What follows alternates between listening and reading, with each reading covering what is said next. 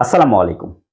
আমি রাকিবুল হাসিব রাফিন সবাইকে স্বাগতম জানাই আমার ইউটিউব চ্যানেল এবং ফেসবুক পেজ লপেট শটে। বিপিএল এর স্ট্যান্ডার্ড নিয়ে অনেক আলোচনা হয়েছে। এই এত আলোচনার পরও আমি আজকে বলতে চাই বিপিএল যে স্ট্যান্ডার্ডের টুর্নামেন্ট সেটা আমাদের দেশের পার্সপেক্টিভ থেকে যদি চিন্তা করি তাহলে এটা অনেক হাই স্ট্যান্ডার্ডের টুর্নামেন্ট। আমার এই কথাগুলোর সঙ্গে হয়তোবা আপনারা কেউই একমত হবেন না, কিন্তু একটু যদি মনোযোগ দিয়ে আমার এই কথাগুলো শোনেন তাহলেই বুঝতে পারবেন আমি কোন কারণে আমাদের দেশের এই বিপিএল কে এত হাই স্ট্যান্ডার্ডের টুর্নামেন্ট বলছি। বিপিএল শুরু হওয়ার ঠিক সপ্তাহ খানেক আগে আমাদের দেশে এনসিএল টি-20 নামে একটা টুর্নামেন্ট শেষ হয়ে গিয়েছিল। ওই এনসিএল টি-20 টুর্নামেন্টে যারা বেস্ট পারফর্মার ছিলেন, বিশেষ করে সর্বোচ্চ রান সংগ্রাহকের দিক থেকে যদি চিন্তা করি, সংগ্রাহকের তালিকায় প্রথম 5 জনের মধ্যে আমি অন্ততপক্ষে 3 জন খুবই তরুণ এক্সাইটিং ক্রিকেটার, তারা তাদের পারফরমেন্সকে বেশ ভালোভাবেই উপলব্ধি করার একটা চেষ্টা আমার মধ্যে ছিল এবং আমি চেয়েছিলাম এই বিপিএল এর মঞ্চে তারা কেমন পারফর্ম করে। আমি তাকিয়েছিলাম, আমি প্রত্যাশা করেছিলাম এই বিপিএলেও হয়তোবা তারা ভালো পারফরমেন্স প্রদর্শন করবে। এই তালিকায় ছিলেন জিসান আলম, আজিজুল হাকিম তামিম এবং হাবিবুর রহমান সোহান। কিন্তু এরা কেউই তারা তাদের নামের প্রতি সুবিচার করতে পারেনি। আশানুরূপ পারফরমেন্স তো দূরেই থাকলো, একদমই যাচ্ছে তাই পারফরমেন্স তারা করেছে এখন পর্যন্ত সোফার। জিসান আলম এবং আজিজুল হাকিম তামিম তাদের বিপিএল এর ডেবু ম্যাচ বা বিপিএল এর প্রথম 2 ম্যাচে একটা ইনিংসেও তারা রানের খাতা খুলতে পারেননি। 2 জন ব্যাটসম্যানই প্রথম 2 ইনিংসে 0 রানে আউট হয়েছেন।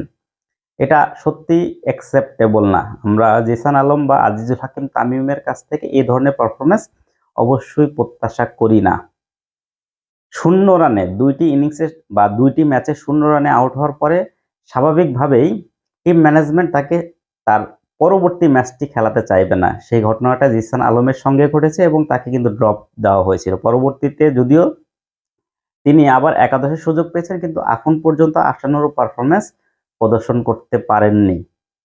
আজিজুল হাকিম তামিমের ক্ষেত্রে রংপুর রাইডার্স আবারও ঝুঁকি নিয়েছেন এবং তাকে আরেকটি ম্যাচ খেলার সুযোগ করে দিয়েছিলেন, কিন্তু তৃতীয় ম্যাচে এসেও তিনি তার ওই স্বাভাবিক ক্রিকেটটাই খেলতে পারেননি। সেই ম্যাচটিতে সম্ভবত 5 রানেই তিনি আউট হয়ে যান।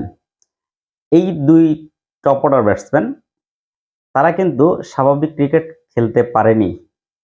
হাবিবুর রহমান সোহান এনসিএল টি-20তে সর্বনিম্ন 150 রান যারা করেছিলেন তাদের মধ্যে সর্বোচ্চ স্ট্রাইক রেট 160 স্ট্রাইক রেটে তিনি ব্যাটিং করেছিলেন পুরো এনসিএল জুড়ে।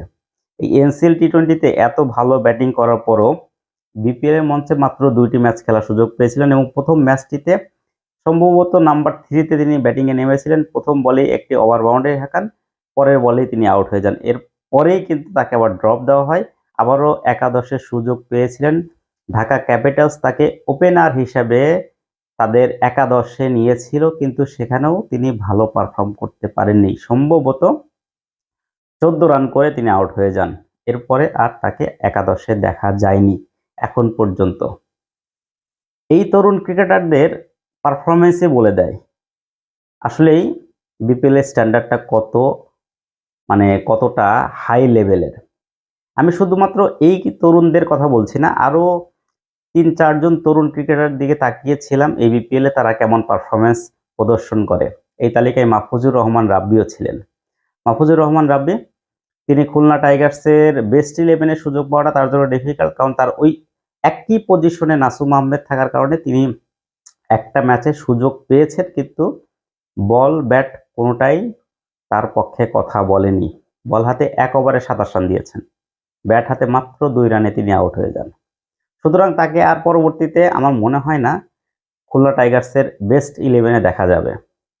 মারুফ মৃধা চিটাগাং কিংসে তিনি একাদশের সুযোগ পেয়েছেন, একটা ম্যাচ এখন পর্যন্ত খেলেছেন, কিন্তু তিনিও খুব একটা ভালো কিছু করতে পারেননি।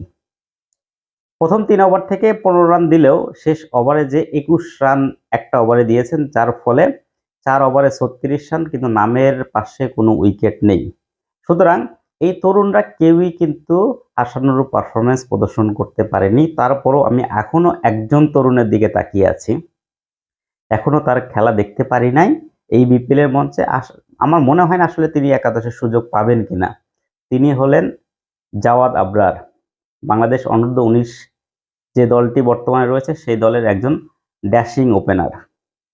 তিনি সিলেটের হয়ে খেলবেন, কিন্তু সিলেটের একাদশে তিনি সুযোগ পাবেন কিনা এটা সত্যি খুবই এটা আসলেই তিনি একাদশের সুযোগ তাকে দেওয়া হবে কিনা এটা কিন্তু বেশ প্রশ্ন সাপেক্ষ বিষয়। কিন্তু তারপরেও তার মধ্যে যে কোয়ালিটি রয়েছে, বিশেষ করে টি-20 মেজাজে ক্রিকেট খেলার মতো, সেইটাকে কাজে লাগানো আমার মনে হয় সিলেটের প্রয়োজন। কিন্তু ওই যে বড় ভাইরা বা তার সমসাময়িক যারা আছেন বা তার টিমমেট, তারা কিন্তু কেউই ভালো পারফর্ম করতে পারেনি। সুতরাং তিনি যে এসে খুব আহামরি পারফরমেন্স প্রদর্শন করবেন সেটা কিন্তু আসলে ওই এই ধরনের তরুণদের কাছ থেকে অলরেডি কিন্তু আমরা বুঝে ফেলেছি। সুতরাং আমাদের যে তরুণরা যে প্ল্যাটফর্মে রয়েছেন বা যে স্ট্যান্ডার্ডের ক্রিকেট খেলেন সেখানকার তুলনায় বিপিএল এর স্ট্যান্ডার্ড হয়তোবা অনেক গুণ উচ্চ মানের, যে কারণে এই তরুণরা এখন কোনোভাবেই পারফর্ম করতে পারছেন না। তবে এখনই যে তাদের প্রতি সেই ভরসাটা হারিয়ে ফেলবো আমি সেটার পক্ষে না। কারণ অনেকেই আছেন ক্যারিয়ারের শুরুর দিকে খুব একটা ভালো পারফর্ম করতে পারেনি, কিন্তু আস্তে আস্তে কিন্তু তারা ভালো পারফর্ম করেছেন এবং আমার বিশ্বাস এই তরুণরাই আগামী বিপিএল গুলোতে তারা বল এবং ব্যাটের মাধ্যমে প্রমাণ করবেন এবং একটা সময় বাংলাদেশকে অনেক দূর এগিয়ে নিয়ে যাবেন। যাই হোক, সকল তরুণের প্রতি, সকল ইয়াংস্টারদের প্রতি শুভকামনা জানিয়ে আজকের মতো এখানেই বিদায় নিচ্ছি। সবাই ভালো থাকবেন। আল্লাহ হাফেজ।